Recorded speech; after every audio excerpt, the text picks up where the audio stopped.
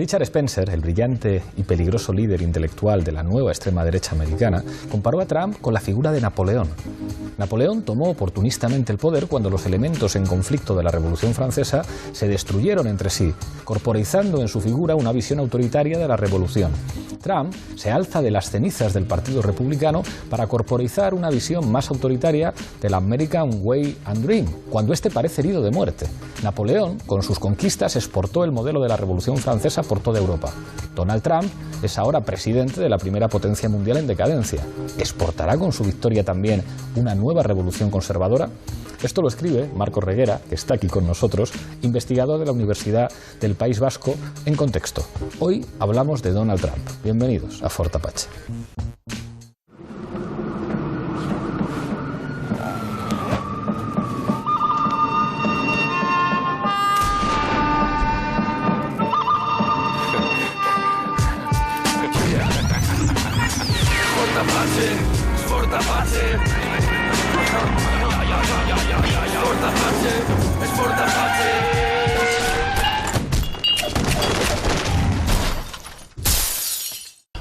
Esta noche en Fort Apache hablamos de Donald Trump, el presidente de los Estados Unidos. Para ello contamos con 5 invitados. A mi izquierda me acompaña uno de los imprescindibles cuando hablamos de Estados Unidos, Manolo Moneleo. Muchas gracias por estar aquí. Gracias, Pablo. El otro de los imprescindibles, si se trata de Estados Unidos, Iván Redondo. Gracias por acompañarnos. Un honor. Se estrena en Fort Apache Montserrat Domínguez, directora del Huffington Post. Bienvenida. ¿Qué tal? Nos acompaña también Roberto Montoya, del Consejo Editorial de Viento Sur. Muchas gracias por volver a Fort Apache. Encantado. Y Marcos Reguera, que le citábamos en el monólogo, que se estrena también en Fort Apache, investigador en la Universidad del País Vasco. Bienvenido a este programa. Muchas gracias. Enseguida empezamos a debatir, pero antes, como siempre, en el punto de mira. En su tercer día en el cargo, Donald Trump ordenó por decreto construir un muro en la frontera con México que demócratas y republicanos llevan levantando desde hace una década. Para entonces ya había firmado una orden ejecutiva para detener la reforma sanitaria de Obama, retirado a su país del acuerdo comercial transpacífico y prohibido la financiación de organizaciones que practiquen abortos. Además, se encuentra en plena lucha con la justicia por el veto migratorio que varios jueces han considerado inconstitucional. En materia de política exterior, ha pedido un plan al Estado Mayor para derrocar al Daesh, ha impuesto sanciones a Irán por probar un misil balístico y ha anunciado que mantendrá las sanciones a Crimea hasta que Rusia le devuelva a Ucrania. Esta noche, en Fort Apache, analizamos las perspectivas de la recién estrenada era Trump.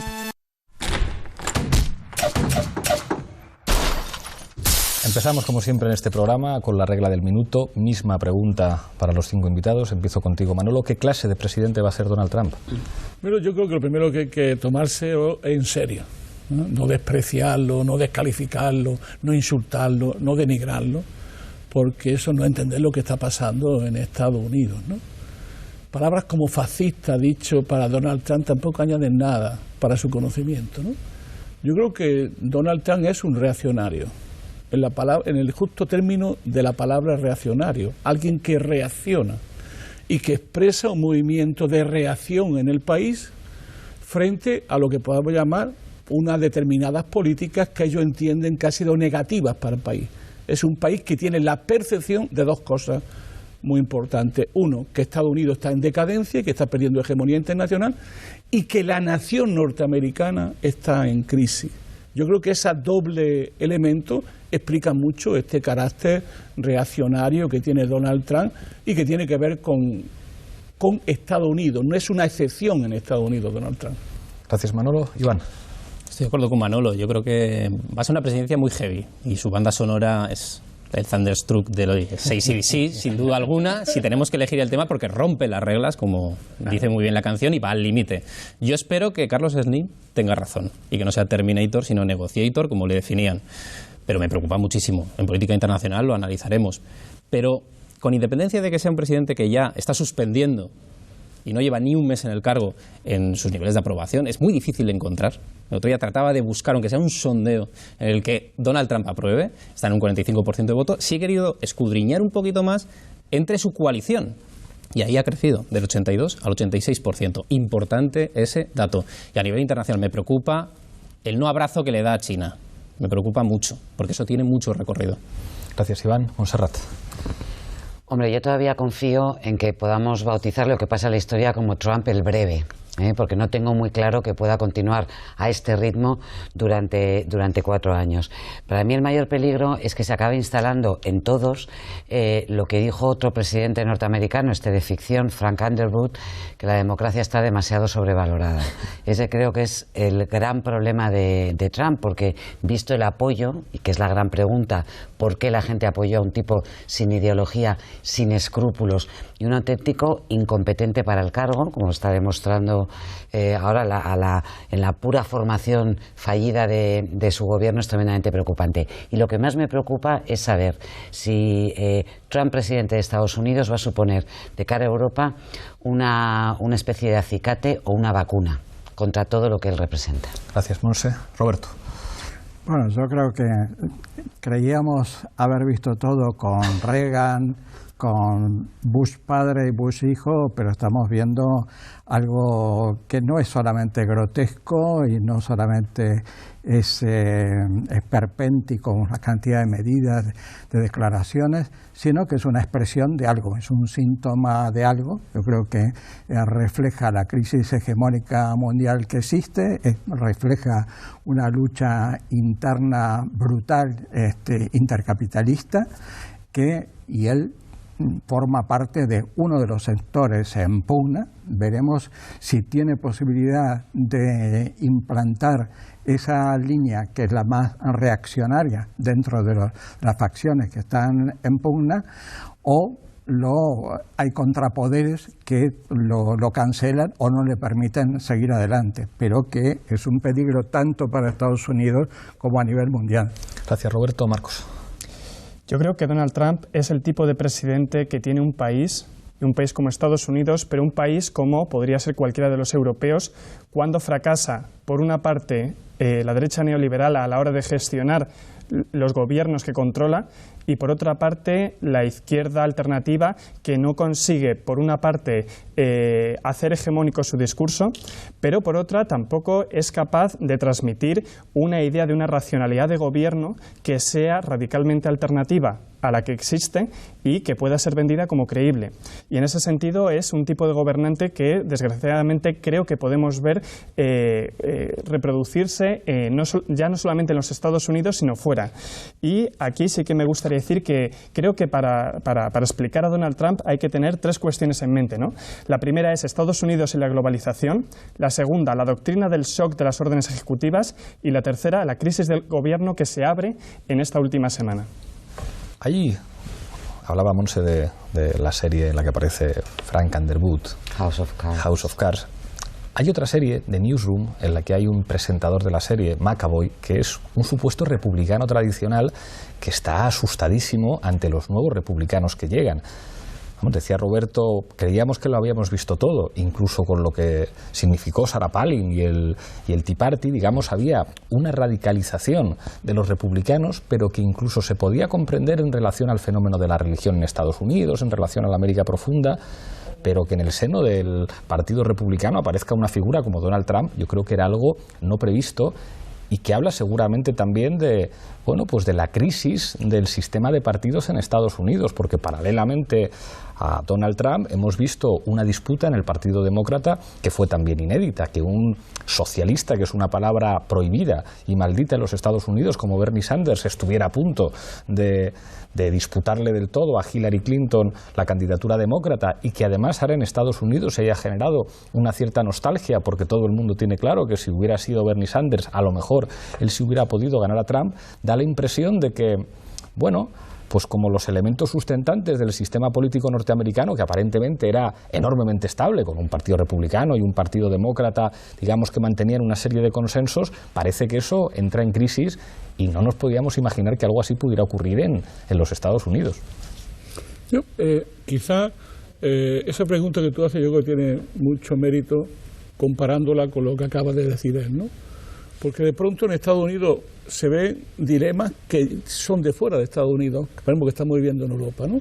Fracasa la derecha neoliberal. ¿Y quién es la derecha neoliberal? Obama. O sea, ha fracasado Obama. Es decir, el representante más genuino de Obama al final sigue siendo Donald Trump.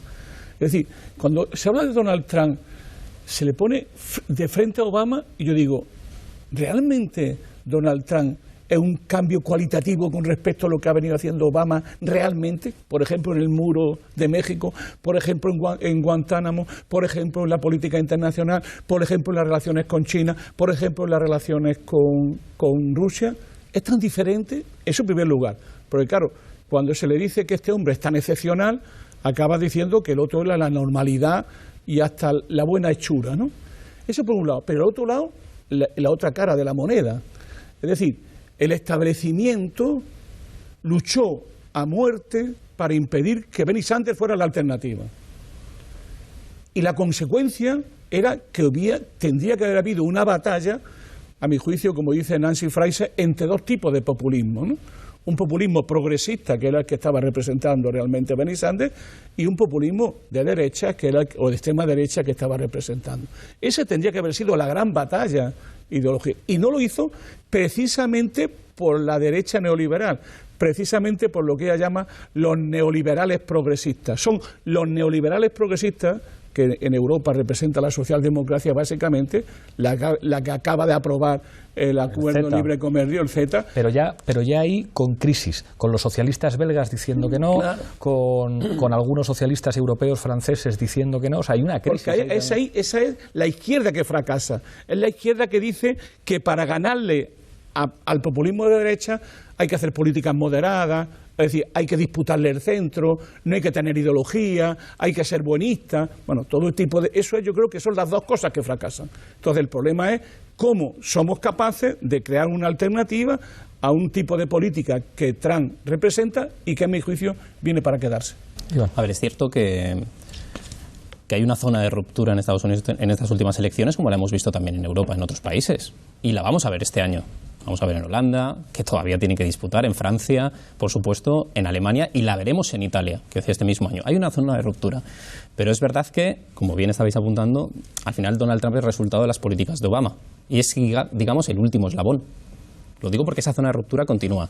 Bernie Sanders hubiese perdido estados demócratas, porque estas elecciones, lo hablamos muchas veces aquí, empezábamos a coger el manual y hablábamos de los swing states. Empezamos a decir Ohio, Pensilvania, y nos quedábamos solos. ¿Pero qué pasó?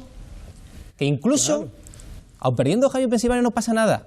Hillary podía haber sido presidenta si no hubiese perdido en sus propios feudos. Claro. ¿Habría perdido Bernie Sanders en ellos? Claro. Yo creo que no, como la mayoría de investigaciones postelectorales que se están dando. Luego, ahí tienes una respuesta a esa pregunta. Es el resultado también de Obama, pero también resultado es la otra sensibilidad de que la gran coalición demócrata que se podía haber, sobre todo conformado, como consiguió Obama en su momento, pues no se hizo. Pero la zona de ruptura continúa, y yo creo que eso es importante, y se manifiesta en solo el mes de la presidencia de Trump, en las mujeres, se manifiesta en los ecologistas, se manifiesta en un montón de demandas populares que siguen ahí. ¿Trump le da respuesta a eso? No. Trump es el resultado de agrupar un golpe, un gran golpe, que sigue en ascenso entre su gente, y es lo único que le importa. Pero, hombre, respuesta puede haber sin ningún problema frente a Trump, pero sin ninguno. Y como bien apuntabas, calendario. Luego lo explico más, pero 18 meses.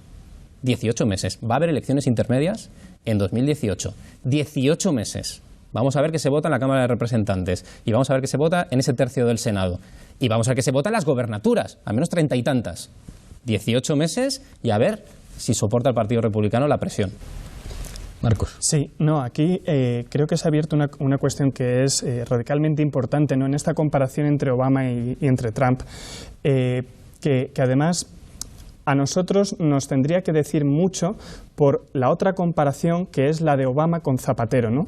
Porque en el fondo ambos representaban un mismo tipo de político, ¿no? El político con buenas intenciones que llega desde el background de las luchas culturales con la idea de transformar la sociedad en su sentido de desigualdades, bueno, profundas y muy importantes, pero sin tocar el status quo económico, ¿no? Claro.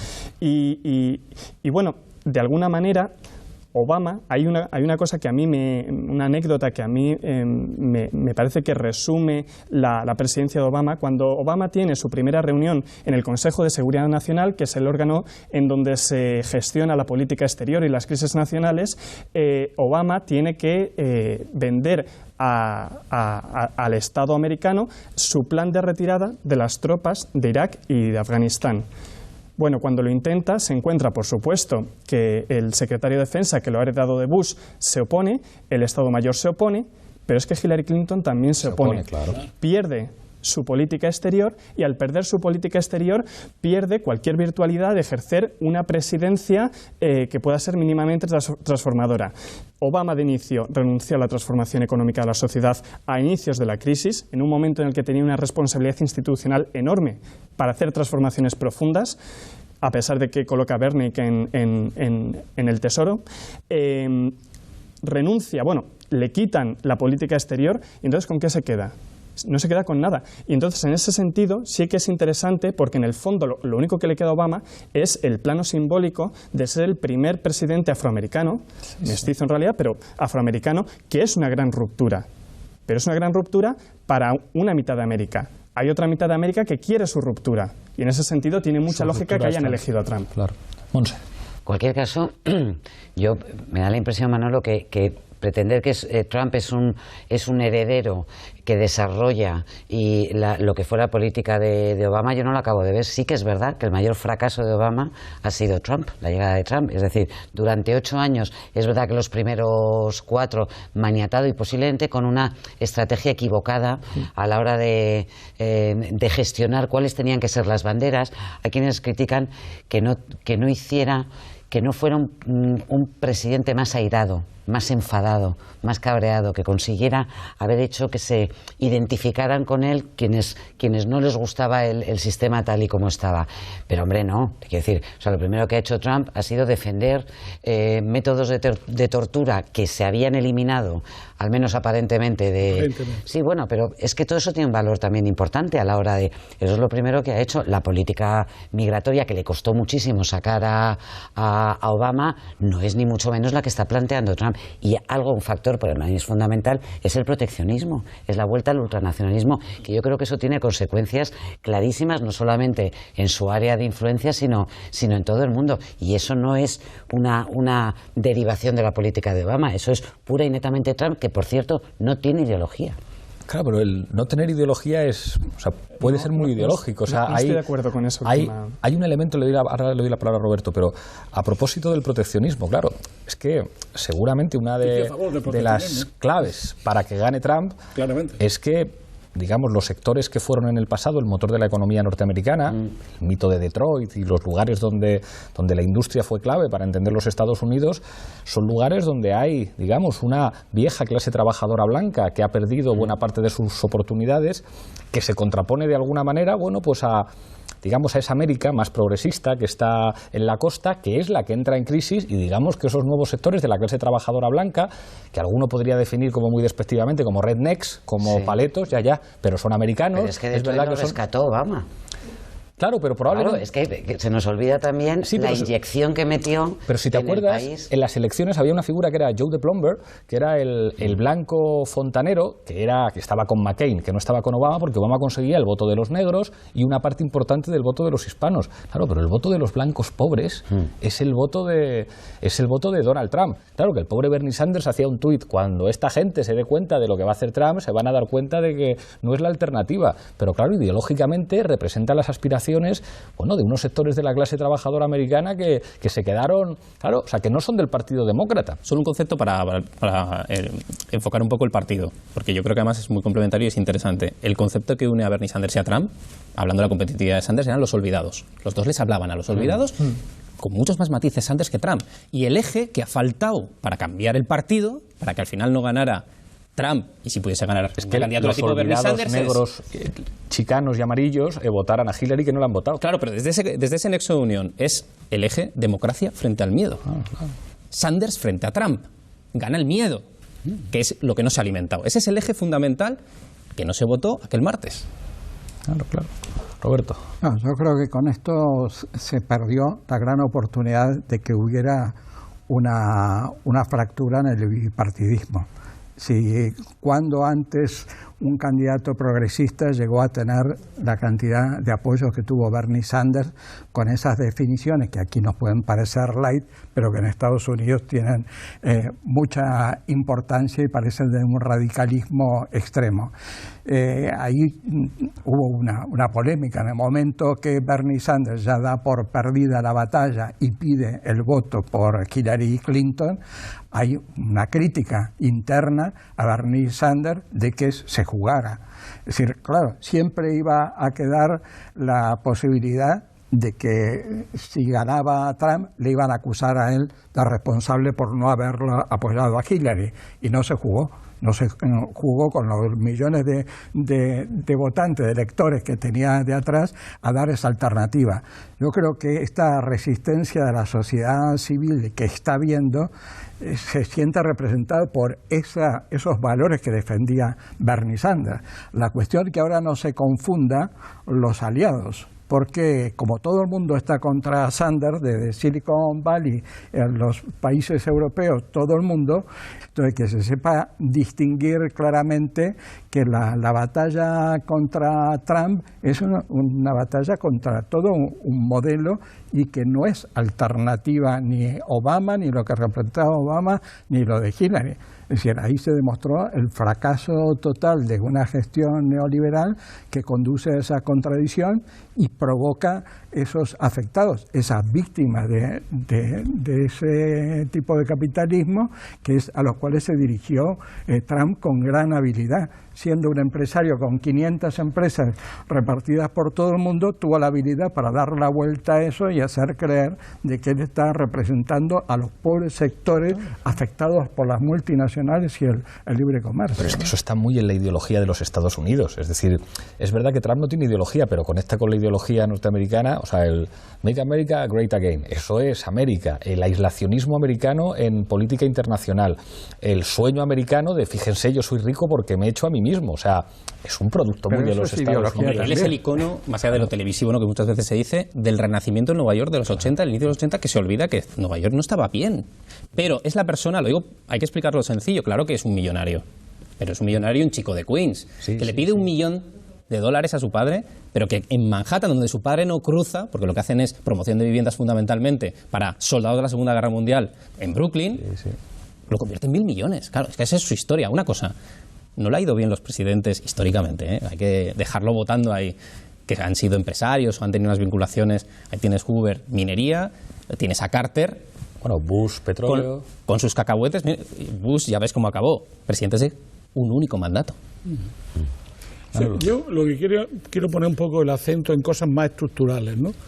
Por ejemplo, el fin de la globalización. ¿Es el fin de la globalización o de un tipo de globalización? Eso está todavía por estudiarse, ¿no? O sea, lo que es evidente es que la globalización, la segunda del capitalismo, a mi juicio, comienza siendo decretada por Estados Unidos y por Clinton. Y es curioso el ciclo completo de Clinton en esta historia. Ellos decretan la globalización como un nuevo orden mundial bajo hegemonía norteamericana que duraría 100 años. El Estados Unidos vencedor, el Estados Unidos que ha destruido a la Unión Soviética, que ha liquidado a la izquierda, que ha puesto fin al comunismo. Y ese es el libre comercio, todo lo que suelen hacer los países ganadores con respecto a los países perdedores, que es someterlos al libre comercio, que justamente lo que impide es que los países, entre comillas, perdedores o los países que quieren crecer se industrialicen de su propio camino. El primer país que hizo esa apuesta proteccionista fue Estados Unidos desde Hamilton hacia adelante. Y es el país que se estudia para ver cómo se puede hacer una industrialización más allá y más acá del libre cambio. Eso lo ha hecho Estados Unidos, es un ejemplo. Todos los imperios empezaron siendo proteccionistas hasta que tuvieron la fuerza suficiente para imponer la globalización a los demás. Eso lo ha hecho Gran Bretaña. El problema de ahora era un viejo problema que se viene detectando tanto por la izquierda marxista como por los neocon. Es decir, ¿qué sustituye a la globalización? Por ejemplo, Keegan, ¿no? ¿Qué sustituye a la globalización? El final del sueño. ¿Qué es el final del sueño? Que vamos a un mundo multipolar donde Estados Unidos ya no puede ejercer la hegemonía como antes. a pesar de su poder económico, de su poder político, etcétera, y que tiene que reaccionar ante un mundo que cambia. El guión de Obama era seguir con el mandato de Clinton, era trabajar sobre el mandato de Clinton y desde ahí ir trabajando como si no hubiese cambiado realmente, ¿no? Pero mientras estaba, pues, atosigando a Rusia y atosigando a China y creándole barreras para que China y Rusia no pudieran levantar cabeza. Eso es lo que yo creo que se está acabando. Y aparece, pues lo que aparece siempre cuando hay una potencia hegemónica en decadencia, que los intereses nacionales empiezan a primar frente a los intereses imperiales. Porque compiten peor, claro. Exactamente. Porque si tiene Entonces, ¿qué está haciendo Estados Unidos? Estados Unidos dice, la globalización decretada ha tenido como consecuencia que han aparecido nuevos países que ya, ¿te acuerdas que esto ya lo decía Keegan? Que no son de nuestro capitalismo. Son de capitalismo de Estado, son de capitalismo proteccionista, como China, como los tigres asiáticos, como la Rusia que renace. Ese capitalismo, que ellos identificaron muy bien, Keegan, los neoconservadores, es lo que hoy reacciona, sobre eso reacciona este hombre, Donald Trump. ¿Y cómo? Pues respondiendo a intentar salvar la nación norteamericana de sí misma. Es decir, del imperio que ellos han construido y de la hegemonía, que esa sería otra, que quizá ahí tú podrías darnos alguna pista, que es las contradicciones en el bloque de poder. La bolsa norteamericana está ahora en su mejor momento. O sea, el capitalismo norteamericano no está sufriendo, no hay lágrimas en el capital norteamericano. Ellos el capitalismo, tener un gobierno sin autonomía política, que es un gobierno directo del capital. ¿Pero de qué capital? Del capital industrial, del capital que tiene base en el mercado interior norteamericano, claro, del capital ligado a las masas, a los trabajadores, o sea, de la nación norteamericana. Lo contrario a los Clinton, que y yo creo que eso es una perspectiva de largo, que vendrá o no vendrá con Donald Trump, dure lo que dure, pero por eso digo que el problema que Donald Trump hace emerger va a continuar mejor o peor con él o sin él, ¿no? Marcos.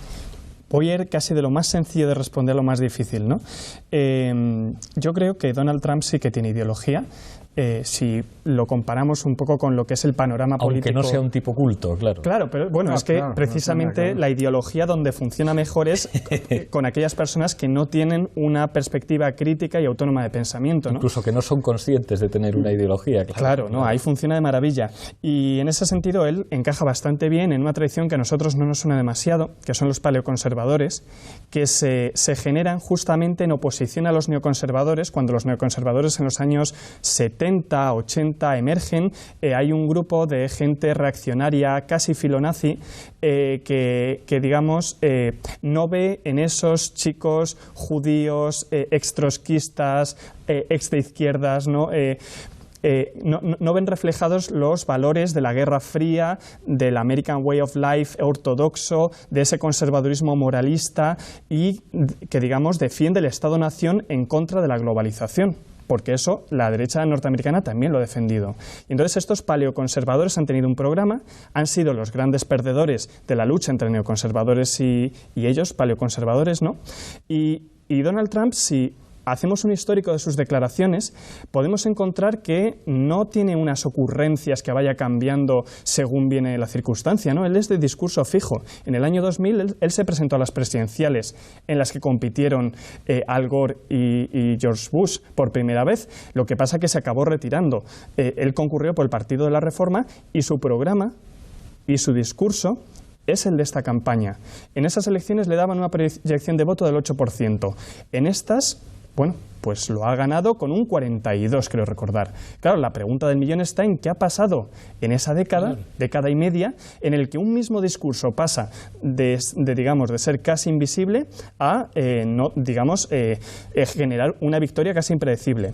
Luego, la cuestión de Bernie Sanders, su apoyo a Clinton ha sido muy criticado por parte de la izquierda más transformadora, pero en el fondo yo creo que él miraba a largo plazo y el largo plazo se ve ahora. En una semana se elige la nueva dirección demócrata y su candidato, Keith Ellison, es el favorito. Si él hubiera ido a competir contra Trump y contra Clinton, habría habido un sentimiento de traición por parte de muchísimos votantes demócratas que le dejarían ahora mismo en una situación de insignificancia política, porque con el bloque progresista fracturado en voto en un sistema político que es mayoritario y además bipartidista, pues bueno, las elecciones de 1912 fue la última vez que pasó esto, que 3 partidos concurrieron, y Woodrow Wilson se lo llevó de calle. Y para finalizar, ¿no?, la cosa más complicada, ¿no?, que es esta de las transformaciones de la globalización, ¿no?, y cómo se inserta el capital norteamericano. Pues paradójicamente, a pesar del discurso que ha habido proteccionista y proindustrial, en el fondo, si vemos su gobierno, es casi todo gente de Goldman Sachs. ¿Por dónde creo que puede ir su reinvención newdealista, que en el fondo es una patraña, pero públicas, claro, él es un hombre de digamos, el sector inmobiliario. Entonces, aunque hay una clara contradicción de intereses, y ya veremos si la Trump Company acaba recibiendo contratos, que eso sería caso de impeachment asegurado, pero claro, ¿no?, él lo ve muy claro, y es lo que hemos tenido aquí en España, con Zapatero y con Solbes, el plan E, ¿no?, en el fondo, para seguir con la burbuja inmobiliaria, para seguir con la economía especulativa, pero con trabajos que son nacionales, que no se pueden exportar fuera. Pues mira, en ese caso concreto, no sé si habéis leído, acaba de conseguir, después de años de litigio, que China, contra quien había sido muy beligerante al principio y sin embargo luego, una vez ya en la presidencia, ha sido mucho más suave y además ha abrazado las tesis de una sola China, curiosamente, 3/4 de hora antes de que fuera elegido presidente, finalmente había ganado el recurso para que pueda utilizar su marca inmobiliaria, la marca Trump, en China, lo cual supone para él un campo inmenso. Él no, su hija, su yerno, es decir, ya veremos. A mí me interesa mucho la globalización.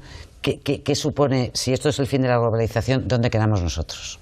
Porque claro, China puede decidir algunas cosas, Estados Unidos también, pero Europa, concretamente los países, los estados dentro de Europa, ¿hacia dónde vamos?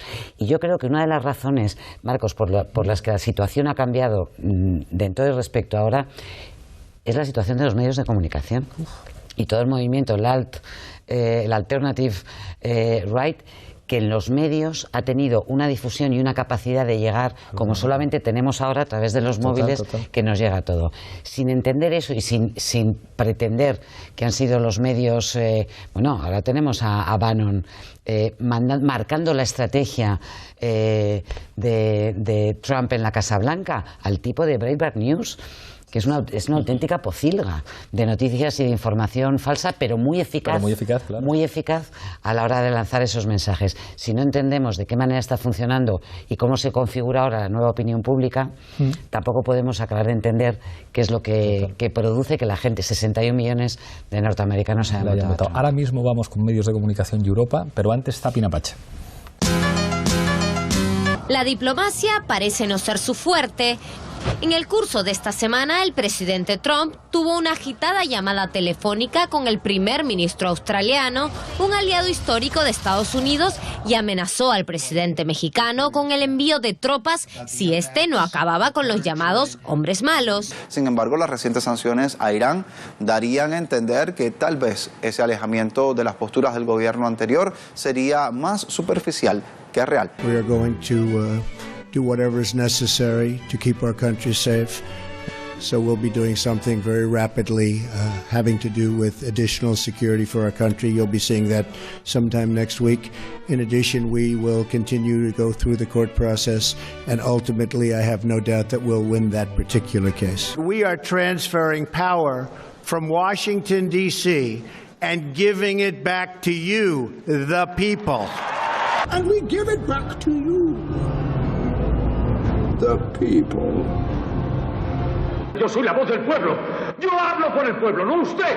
No tengo más remedio que alzarme y cumplir mi destino. Grandes científicos de todo el planeta han dicho que con Donald Trump estamos más cerca del fin del mundo y que por eso han adelantado un reloj que cuenta los minutos hasta la medianoche del juicio final. Ya no será necesario, señor presidente. Hay soluciones diplomáticas. Señor vicepresidente, señor secretario, los misiles han salido. Aleluya. From this day forward, it's going to be only America first. America first.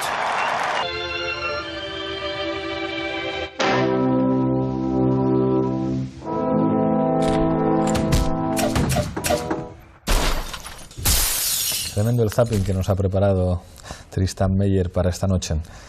Vamos contigo, Roberto. Me interesa mucho lo que señalaba Monse de, por un lado, los medios de comunicación, digamos, cómo estamos en una época en la que las formas de comunicar son absolutamente distintas y en las que hemos visto algo difícil de ver en una democracia avanzada, que es una derrota política de los principales medios de comunicación, que esto ha sido impresionante y que nadie se imaginaba, y luego vamos con las consecuencias políticas que puede tener sobre Europa todo esto. Sí, bueno, los medios de comunicación erraron totalmente porque vieron a este personaje como un personaje excéntrico, inofensivo en definitiva, porque en eso ha contribuido mucho el Partido Demócrata en no señalar nunca a las víctimas del tipo de batalla que estaba haciendo el capitalismo, de qué representaban los tratados de libre comercio, qué representaban esas multinacionales en el exterior que deslocalizaban buscando en otros lugares mano de obra barata, las consecuencias que estaba teniendo para todo un sector de la población blanca de Estados Unidos, ¿no?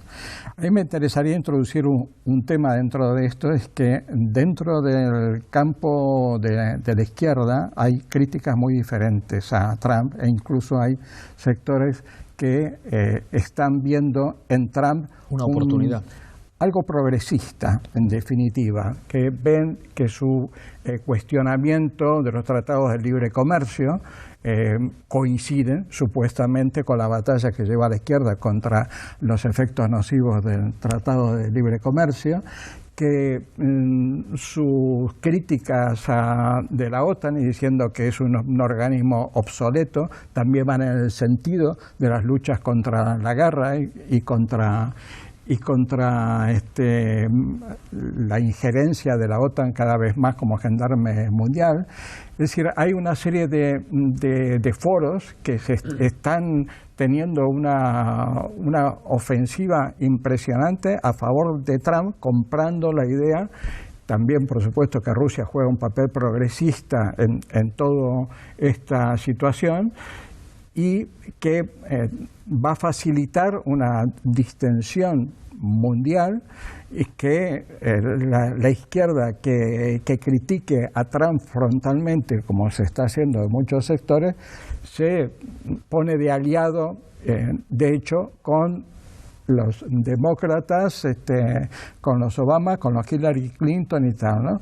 Es una cosa muy peligrosa que está habiendo en ese sentido, que pretende hacer una división de aguas totalmente simplista, caricaturesca, pero tomando extractos de discursos de Trump, hablando al obrero, al trabajador industrial, etcétera, como el gran preocupado, el multimillonario con cientos de empresas, muy preocupado por esa gente, y por otro lado como que es un aire fresco que llega, que puede facilitar una distensión a nivel mundial, ¿no? Yo creo que eso es un elemento que no se está hablando, pero que dentro de la izquierda está provocando unas fricciones importantes, y está habiendo críticas a mucha gente de izquierda que critica a Trump con argumentos, pues se le tiran inmediatamente encima cantidades de columnistas y de personajes, ¿no?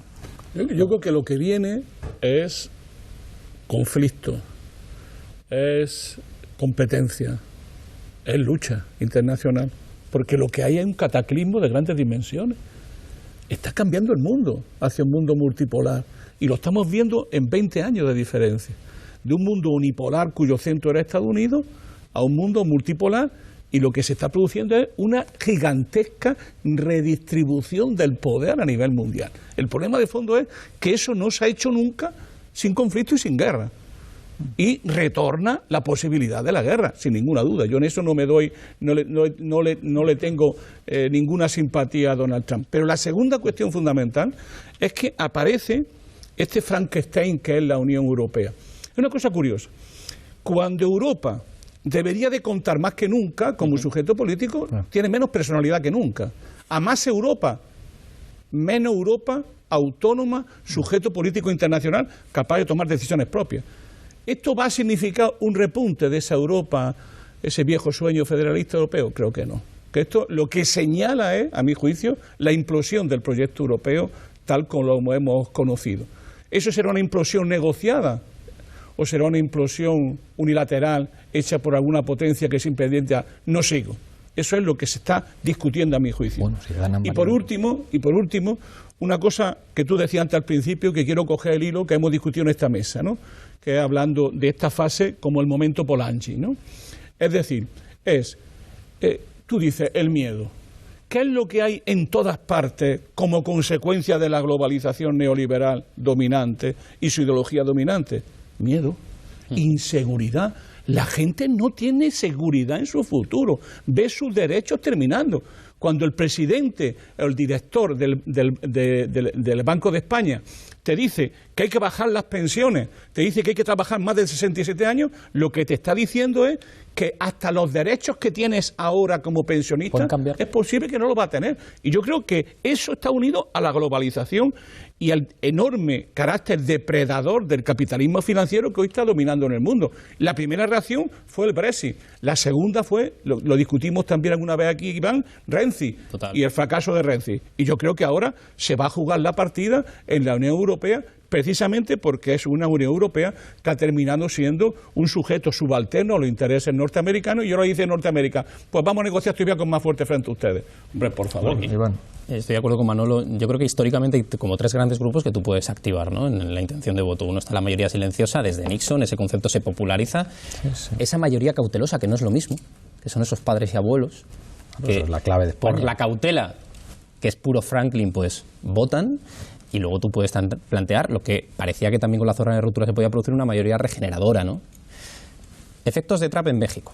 Andrés Manuel López Obrador. Claro. Morena. Claro. El partido de... Este es un tipo, la gente lo sabe, el año 2006 casi es presidente frente a Felipe Calderón por medio punto. Bueno, y porque le hicieron... porque hubo unas ¿os acordáis? Bien, pero ¿dónde está 10 años después Andrés Manuel López Obrador frente a Trump? Y hoy mismo analizaba un sondeo, porque hay elecciones en el Estado de México. El estado de Peña Nieto, del actual presidente, y esta primera fuerza morena. Sí, sí, sí. No digo que vaya a ganar, pero insisto, en un par de añitos tenemos ya las presidenciales en México. Efecto, ¿México puede jugar al democracia frente al miedo? El miedo a Trump le favorece a Andrés Manuel López Obrador. Quiero decir, también puede haber otra opción ahí en México. Por dar un pequeño apunte en Atlántica, ¿no?, que es lo que quiere también totalizar con sus normas Trump, antes de ir a Eurasia. Una cosa rápida de China. Yo celebro que, aunque de momento no llama 15 minutos netos, lo digo porque ya sabes que el presidente se cabrea, que no son 7 minutos netos, fueron con traducción simultánea. De momento no se hablan por teléfono, pero se envían cartas con el presidente de China. Pero un pequeño apunte. China tiene un planteamiento de política exterior que no es pragmático como en Estados Unidos, es conceptual. Insisto, y su expansión, incluso que esté en el foro de Davos, es por un planteamiento conceptual. Es interesante si va a seguir esa disputa, que yo espero que no, porque cuando estabas hablando de guerra yo me estaba acordando de un estudio que vi hace 2 semanas de la Universidad de Harvard. En los últimos años, de los 15 conflictos entre la primera potencia, no siempre fue Estados Unidos en este estudio, Estados Unidos ahora, y la segunda que iba, para tratar de sustituirle, 10 terminaron en guerras. Las guerras de ahora no son como las de antes, claro, bueno. pero 10 terminaron en guerra. Por eso está muy bien tirado. Y me preocupa que de Nixon, que abrazó a Mao en el 72, y desde entonces había una política de cierta cohabitación con China y de orden, que por primera vez se abrace a Rusia, es muy novedoso, y yo espero que al final sigamos en China como estábamos con Obama, y que vayamos en esa línea y que, oye, favorezca, como ha apuntado Monse, el tema de la marca Trump en China, o no lo sé, pero espero que eso se produzca así. Y una cosa rápida en torno a la primavera patriótica de Trump en Europa. Hombre, en Holanda tiene pinta que va a ganar la extrema derecha, pero no creo que gobierne. Pero sí es verdad que puede tener un efecto en Alemania. Los ataques que han lanzado con Merkel, ya está azul primero en los sondeos, y el rojiverde, el tripartito alemán, podría hacerse con el gobierno alemán, y sería sorpresivo por no insistir en Francia. Pero ese movimiento a mí me parece muy interesante. Pero es que hay una cosa, que es como la geopolítica siempre vuelve. O sea, cuando se eleva el plano, tú dices, ¿qué significa la Primera y la Segunda Guerra Mundial? Una competición entre Alemania y Estados Unidos por ver quién tiene la hegemonía económica. ¿Qué significan las guerras napoleónicas? Una competición entre Francia Francia y el Reino Unido por ver quién tiene la hegemonía. Y la guerra de los 30 años es una competición entre lo que queda de la economía castellana y Holanda, que se hace con la hegemonía. Claro, eso da miedo porque siempre acaba en guerra, pero lo que está ocurriendo a nivel mundial, con la emergencia de China, con el rearme de Rusia, con la situación de Europa, que es una situación de desahucio incluso ideológico del proyecto. Es verdad que cuando nosotros hablábamos de los BRICS teníamos más esperanzas. O sea, imaginábamos que Brasil podría hacer otra cosa, que India podía ser otra cosa distinta. India sigue siendo una potencia nuclear y una potencia económica enorme, pero claro, la geopolítica siempre vuelve. Hay momentos, digamos, en la historia en la que hay una especie, digamos, como de sueño, que también lo hubo, el sueño cosmopolita. Termina la Unión Soviética, entonces, pues un tipo como Francis Fukuyama escribió un artículo que en cualquier otro momento del siglo XX o del siglo XXI hubiera sido una ridiculez de esto ha terminado todo, puede haber una especie como de, bueno, pues de mundo que funciona ordenadamente, armónicamente y en paz, pero al final la geopolítica y la competición vuelve, y eso digamos con Trump está claro. Y qué curioso, qué casualidad que justo es el mismo tiempo en el que el Reino Unido se va de la Unión Europea, claro, en el que en Francia hay una señora que dice voy a convocar un referéndum para salirnos de aquí, y Francia de los franceses y no sé qué, es tremendo. Y en Rusia un patriota como que es la clave del éxito de Putin, un tipo que es autoritario, que es no sé qué, pero dice Rusia, patria, intereses geoestratégicos, movilizo las tropas, Crimea vuelve a ser nuestra, me enfrento a la OTAN, claro, es que es tremendo. Pero eso en Europa, por muy malherida que esté, y lo estaba ya antes de que ganara Trump, tú no puedes, sí que puedes, de hecho lo están haciendo en Francia, lo están haciendo partidos en Alemania, pero con el tiempo que llevamos ya construyendo Europa, empieza a resultar casi un poco naif pensar que tú realmente puedes conseguir una Francia fuerte que lucha contra China o que vende y que compite económicamente con Brasil. Eso empezamos, yo creo que ya llevamos demasiados años de construcción defectuosa europea, pero de construcción para ser conscientes de nuestra pequeñez geoestratégica y política en el mundo. Entonces, para mí la gran sensación de estar frente al abismo que tengo no es tanto qué es lo que va a hacer Trump en Estados Unidos, sino cómo vamos a responder nosotros. Brexit ha sido una flecha clavada directamente en el corazón. Ya veremos cómo evoluciona. Y de las elecciones que veamos este año y del resultado, yo creo que realmente estamos en el match point, ¿no? No sabemos muy bien si Europa definitivamente se desintegra, y ahí sí que estoy convencida, Manolo, de que suenan tambores un poco preocupantes, o si somos capaces de reaccionar. Por eso hablaba si esto es tiene un efecto contagio muy peligroso o es un efecto vacuna, y de repente hay nuevas voces y nuevos gobiernos que sean capaces de decir, bueno, pues mira, porque la globalización, o por lo menos regional dentro de Europa, no tiene alternativa. Nosotros no tenemos como Estado en Europa, difícilmente. Ese es un debate. En cualquier caso, me dicen de realización que estamos llegando al final. Volvemos a la regla del minuto, un minuto de conclusiones para cada uno. Manolo. Yo termino como empezaba, ¿no?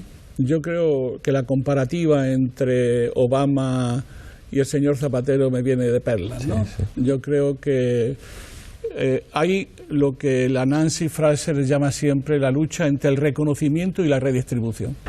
O sea, lo que ha hecho el señor Zapatero y lo que hizo el señor Obama es reconocimiento, reconoció todo, desde los matrimonios gay, todo es progresivo, pero nunca tocó el poder y la estructura económica, sobre todo después del enorme escándalo de la crisis del 2008. Es un poco lo que pasa ahora. Yo creo que hoy la izquierda necesita, los trabajadores necesitan, los ciudadanos es un encuentro entre el reconocimiento y la redistribución, entre la defensa de los derechos de vida y la cuestión social. Si eso no lo enfocamos bien, perderemos siempre la partida y el alma de los trabajadores la tendrá la extrema derecha. Gracias, Manolo. Iván. A ver, yo creo que no cometamos el error de subestimar a Trump nadie, no lo hemos hecho en esta mesa, pero ese es un gran consejo para todo el mundo. Hay tres grandes fragmentaciones que se están reproduciendo en las elecciones en todos los países. Una territorial, cada una con sus dimensiones. En España tenemos las nuestras, en Estados Unidos las suyas. Hay otra generacional, ese combate entre padres, abuelos contra hijos y nietos, que lo estamos viendo que van hacia un lado o hacia otro, lo vimos también en el Brexit. Y hay otra ideológica. Hay una crisis de la socialdemocracia que la decimos muchas veces en Europa y se nos olvida que 10 años de crisis nos dan también una crisis del liberalismo / capitalismo. Lo mejor frente a Trump, democracia para mí, frente al miedo. Y creo que Europa, al menos nos queda Europa este año para poder dar respuesta. Pero insisto, yo no le subestimaría y voy a dejarla aquí votando también. a ver qué país de la Unión Europea con Reino Unido fuera desde que active el artículo 50 a finales de marzo-May, pisa Trump bilateralmente. Porque no, igual nos llevamos la sorpresa y es España. Sería impresionante, Monse, tu minuto. Yo quiero aprovechar este minuto para volver a los medios de comunicación. No sé si fue una derrota para los medios, pero desde luego sí un varapalo tremendo no saber anticipar qué era lo que venía. Pero ahora es una gran oportunidad también, porque hay un movimiento de resistencia civil en Estados Unidos para salvaguardar muchos de los principios y de los valores que nos unen, y ahí yo creo que la buena prensa, que el buen periodismo, que es diferente al que se había ejercido hasta ahora, tiene un papel importante. Mirad, los suscriptores al Washington Post, que está haciendo un trabajo impresionante, y el New York Times, se han disparado desde que Trump ha llegado al poder.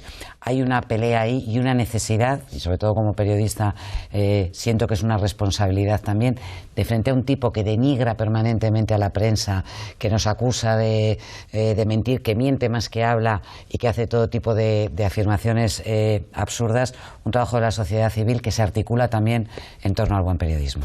Gracias, Montserrat. Roberto. Sí, yo quería contestar algo que había dicho antes Moreleo sobre la poca diferencia de Obama con Trump, ¿no?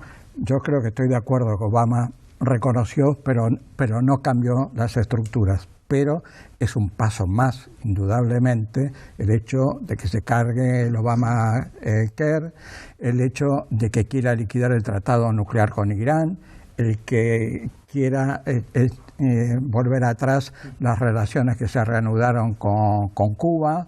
Es decir, hay el reconocimiento por parte de un presidente de la legitimidad de la tortura, el tener Guantánamo no solamente abierto, mientras que Obama, con todas las limitaciones, pero fue desalojando Guantánamo, y dice que lo va a poblar más, ¿no? Entonces, creo que hay algunas cosas que son distintivas de cualquier manera, ¿no? Gracias, Roberto. Marcos. Muchas gracias. Nada, simplemente terminar diciendo que en la actualidad Donald Trump está viviendo una crisis de gobierno, una crisis que no ha sido declarada, pero que ya se ha saldado con su primera víctima, que es el general Flynn, que era su asesor de seguridad nacional, la figura de política exterior más importante, el único dentro de su equipo que tenía, por cierto, un plan geopolítico para Estados Unidos, y ahora mismo con su salida Trump se ha quedado sin un arquitecto de política exterior y en parte sin política exterior, y en ese sentido los dos grandes hombres que quedan, sus hombres fuertes, que son por una parte Bannon, ex directivo de Breitbart News, y por otra parte Priebus, se encuentran en una lucha fratricida. El republicano del establishment, que lleva la Casa Blanca, con el hombre del alt-right. Y para saber, bueno, ¿qué es la alt-right? Quiero anunciar que he publicado en la revista CTXT un artículo sobre el tema que os invito a leer. Leeremos tu artículo, Marcos. Muchísimas gracias a los 5 por estar aquí. Aquí nos veremos la próxima semana debatiendo con otro estilo en Fort Apache.